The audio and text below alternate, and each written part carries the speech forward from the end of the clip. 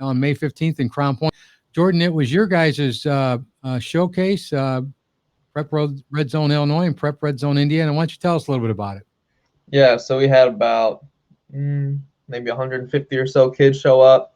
We had coaches from, the D3, D2, NAI level that came out to help, run the drills, things of that nature. So during the combine testing, they were help, time the 40 time the L drill, 5-10-5, broad jump, long jump, med ball throw. And then once it went into positional drills, they were there to scout the athletes that were, in person. And while they were scouting the athletes, to get them onto their college team, if it was 22s, 23s, or 24s, then you had other media scouts like myself and other, Prep Red Zone scouts looking at the players and, writing up articles about how they did at the showcase, having top performers, top overall MVPs, top combine results for wide receivers, top, positional skill player, like who stood out for wide receivers, who stood out for linebackers, who stood out for running backs, for offensive line, defensive line, tight end, just things of this nature to kind of help give those athletes more exposure. Yeah, and I was there. I came there both as a parent, but also came there as part of the County Paul's podcast. And, I was lucky enough, one, to be there, and two, to be able to be on the field, because what I was really interested in is that we had, I think it was 6, we'll go through it here in a minute, 6 athletes coming from local schools. We had Kankakee, Bishop Mack, Bradley, and Peotone. And I thought that was pretty nice. I think it's good. It's kind of what I think we're hoping for, in particular in this area is, and we want this for all the areas, is that kids are going to get that opportunity to go out and be seen. Yep. And if you're not going to go out there and use it as an exposure event, because maybe you're not quite there, right? You're a freshman or whatever, use that as a learning experience, right? So let's say you're a freshman, you're trying to get your feet underneath you, you're a sophomore, not quite where you think you need to be. Don't go there as an exposure purpose and send it out to coaches.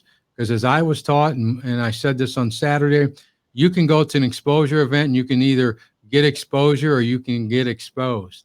So let's say you're a kind of an under the radar kind of kid, and you're under the radar because you haven't quite developed it. You don't need to tell anybody. Go there, and then you start learning, right? You're going to see, oh, we're going to do the 40, right? We're going to do the pro agility. We're going to do the L cone. We're going to do the broad jump, those type of things, like a mini combine like you'd see in the NFL. They're going to time you. You guys are going to send that out, and kids are going to have access to that, right? And you can not put that in. You don't have to send that out to coaches. You don't have to make that available to coaches, right? You can say to Prep Red Zone, I don't want that stuff out there, and they'll take care of that. They won't have that available for those coaches. But if you're a kid that's not quite there yet, use that as just a regular camp. I'm going there. I'm going to learn what this is about. And not just learn what they do and what you need to do and what you need to improve. Learn every camp I go to, Jordan, and you're probably the same way. I went to May 15th camp, and guess what?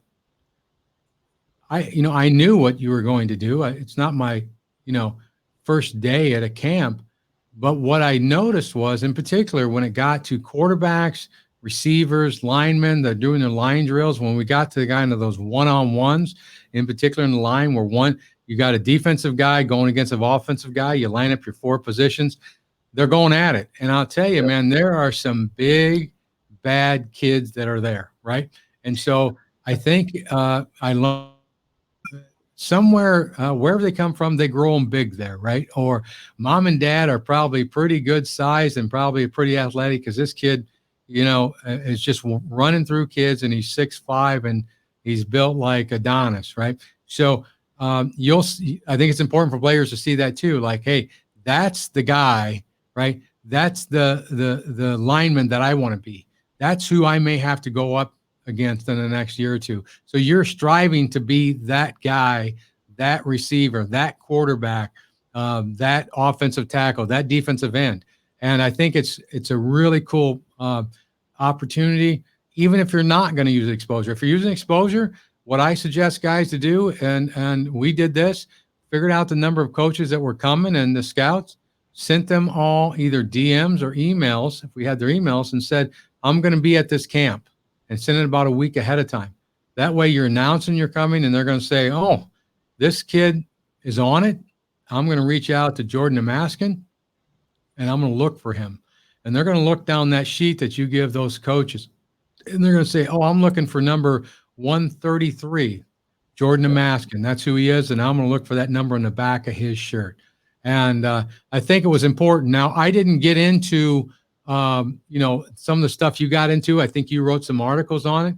I think some of the kids were lucky enough and blessed to have be recognized by Prep Red Zone. I only went there for the purpose of trying to scout kids and highlight our local kids who are doing it, because I want them to continue to do it, and I want to push our kids at all these schools in the area, not just those 3 schools I mentioned, but out in the Moments, out in Herscher, in Dwight, Iroquois West, you name it. I want those kids saying, I need to get to camps, right? So if they show up and if I'm aware of it, I'm also going to do that as well. So what I started to do was I went ahead and decided to write a little bit about it. And what I did was I took the kids that were from here. So as you look through it, and I think these are a couple kids up front. Caige Williams is a quarterback, 2022 from Bradley-Bourbonnis. And as I say in my writing, he doesn't just throw the deep ball, but he can throw it with ease and accuracy for his receivers. He's a 2020 Prep Red Zone All-State honorable mention guy, Daily Journal All-Area kid. And he's got a strong arm. But, the other thing that's important, and I've seen him. Now, I've been blessed to see him because he plays with my son, but he's got an uncanny leadership ability. And you could even see that in the camp, the way he conducted himself. So I was happy to see him there. If you go to thecountypauls.com, you'll see player breakdowns as one of the headings. Go there. Grayson Dexter, that's my son. I try to look at it. I also try to listen to what you say, other coaches say. He's big. He's 6'4", he's 235, and he's been all over, from a defensive end, offensive tackle, tight end guy. He was named 7A All-State team, and he's got the ability, and we've seen it this year, to adapt to other positions. That's really, really important. He was also named Chicagoland's top underclassman by Tom Lemming. And, I think we're going to be seeing something from these kids in the fall. It's going to be exciting around here, Jordan, to watch these kids. The next kid that I talk about is, I call him Dayday, Dayday Staples. And the reason why I call him that is because that's what we knew him in basketball.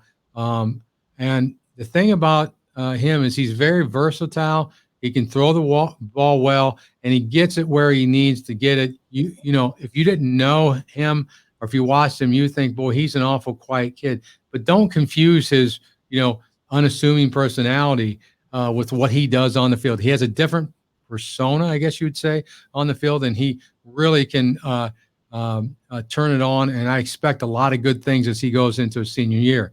Now, here's a kid in your backyard, Jordan. You know him, Tyler Hendricker. Now, I peeked at him, and the reason why I only peeked at some of these kids on the line is because they'll line up 4 of them, 5 of them, and then one kid will go on, the defensive end will go against the offensive guy. Then they'll move down and move down and move down. So you miss a lot of other plays. So I was trying to peek in and out. I did get a chance, and we'll have film up later of him. He had a really nice move that I thought was, impressive, to get around when he's playing defensive end, get around and right into that quarterback position. He's another big kid, 6'4", 230, strong. And I think he's going to do a lot of great things for the Blue Devils coming up in the fall. So I'm looking for him, not just as a tight end, but also as, or as a defensive end, but also maybe as a tight end. Another thing is he's a 3-sport athlete. So, he can do a lot of other things. Yep. The other kid that came there that I thought was good And I think, not that this was his only impressive quality, but if you look at it on our website, and on his profile, he's a 4.0 GPA. Important, because colleges don't want to waste it on a kid that's going to flunk out next year because they could have had someone behind you that they could have spent good money on. So he is kind of and no disrespect to Colton, he's kind of a water bug, man. He's like all over the place. I mean, and he runs really good routes. He can stop, boom, boom, boom, get there. And coming out of the fall season, I picked up a lot of his stuff, from his speed to his route running, and he's got really sure hands. He can really grab the ball, so that's important to do. And he highlighted his wide receiver stuff, but if you look at his film on his Twitter, he certainly can play defensive back, and he can play it well. He's quick. He's got an eye for the ball, and he can get there. Next kid come in. He's our youngest guy, James Sanders. He's from Bishop Mack High School. He's the youngest of the area athletes that we had there, and he showed a lot of talent and a lot of potential. He's a slight build, but he's a freshman, and so I expect that James probably over time. If you can remember back to your brother or even yourself when you were a freshman, I remember when I was a freshman, how little I was. He's going to grow a lot, but I got to see him throw a little bit, and I had him throw a little bit with Colton afterwards. I liked the way he could throw the ball. I think he could get the ball down field pretty quickly, and I think he is looking at really high potential, especially in this kind of Mac's going through a transition. I'm sure you know of it, Jordan. They're going to be going this year into the post Rich Zanani era, which is going to be tough because he's a legend in IHSA football. He's moving on and retiring, and congratulations to Rich. But this will be James's chance to come up, even though he doesn't have Zanani on the sidelines. He has, even only being at the school year, he already knows that presence. So I'm interested to see what happens post Rich Zanani with him. And then, of course, lastly, is the kid that is Justin Amaskane, who is from Peotone. And while we weren't able to get film on Justin, we were able to catch him, working on the defensive line, working his craft, stuff like that. And he's got the ability. I seen this stay low, right, which is an issue. Not saying he stayed low all the time, not saying all those kids stay low. It's tough to stay low, but he stayed low. And the thing that I really liked about Justin was he could drive his feet, right? So he's another one of those kids, kind of like James and Dayday, pretty quiet when you talk to him, seem a little bit kind of removed from stuff. I always say to him, and you hear me all the time, talk with purpose, right? Yeah. Getting young guys to be talking with purpose, shaking hands with purpose, right? But they'll get there. But he's a soft-spoken athlete, but he has the ability to switch into that aggressive mode and really be a dominant force engaged in football and stuff. So I'm looking for him as he enters into his junior year at Peotone. I think he's going to do a lot of good stuff with the Blue Devils, which is not too far from you. And like I said, the young man, but I see a lot of potential in this kid. Now, if there's other people you want to talk about, please do. But I thought it was important. Again, that's the whole purpose I set this up, was no disrespect to Chicago or those other kids or anything like that. Try to set it up to do that, to make sure that people get involved. All of the local athletes did a pretty good job at the camp, even just, especially for the young kids, being able to go there and see what it's like at a showcase, and also being able to see those older guys compete is going to help them along the process of developing. I feel like that's something that's important for all athletes to do. It doesn't matter if you're a freshman, a sophomore, a junior, or senior, but try and get to those showcases so you can see the different talent that comes to these things, and you can see kind of the difference between maybe a D3 caliber player, between a D2 NAI caliber player, between a D1 caliber player, and you can see kind of where you mix up in between that and what you need to do to be at that high level that you want to get to. Yeah, I don't want anyone to kid themselves thinking going to a camp in Crown Point, Indiana, you're not going to see talent. I mean, they can have all the rival camps and all these other things and, 6-star or whatever. They can have whatever they want to have, and kudos to them. I'm sure they have great athletes. But don't kid yourself, as a player, as a parent, or a coach, that there isn't some talent in this area.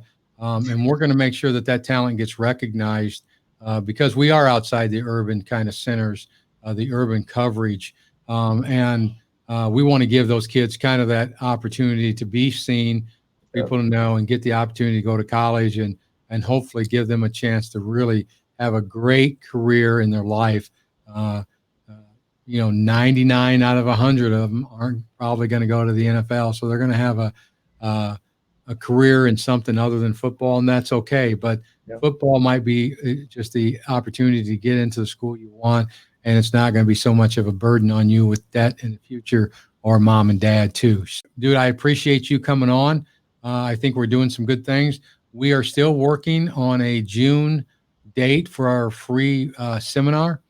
The reason that we don't have it yet is because we're not quite to the open period. So I talked to a couple of libraries, a couple of places, and they're still stuck in the capacity issue. They, one, don't know how much they're going to charge, and two, they don't know, what capacity you could have, which would affect the rate. So if you rented a room and you can only have 10 people, it's different than renting a room and having 50 people, right?